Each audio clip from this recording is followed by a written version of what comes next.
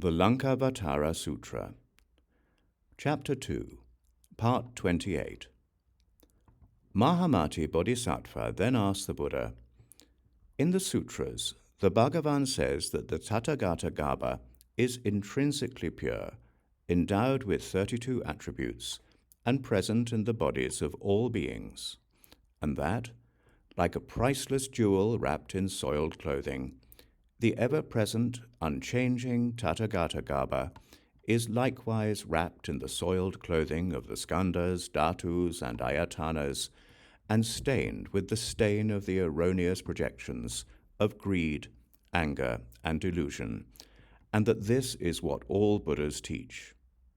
How is it that what the Bhagavan says about the Tathāgata is the same as what followers of other paths say about a self? Bhagavan, followers of other paths also speak of an immortal creator without attributes, omnipresent and indestructible. And they say this Bhagavan is the self." The Buddha replied, "Mahāmati, the Tathāgata of which I speak is not the same as the self mentioned by followers of other paths.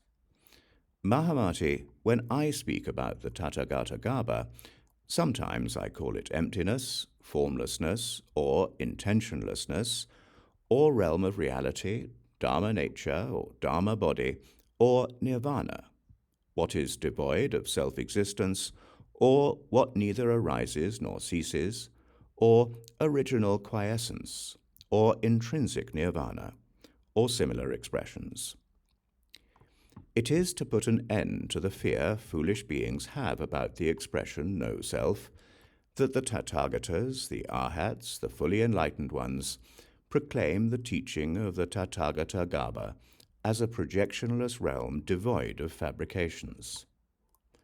Mahāmati, bodhisattvas of the present and the future should not become attached to any view of a self.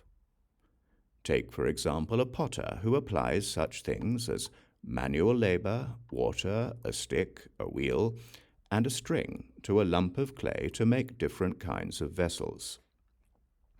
The Tathāgata is also like this, applying wisdom and a variety of skillful means to what has no self and is free from projection.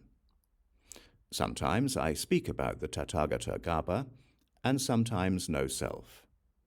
Thus, the Tathāgata of which I speak is not the same as the self spoken of by followers of other paths.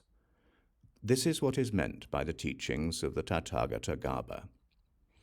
The Tathāgata is taught to attract those members of other paths who are attached to a self, so that they will give up their projection of an unreal self and will enter the threefold gate of liberation and aspire to attain unexcelled, complete enlightenment forthwith.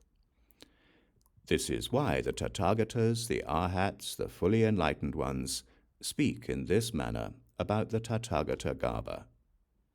To speak otherwise would be to agree with the followers of other paths. Therefore, Mahāmati, in order to avoid the views of followers of other paths, you should rely on the selfless Tathāgata.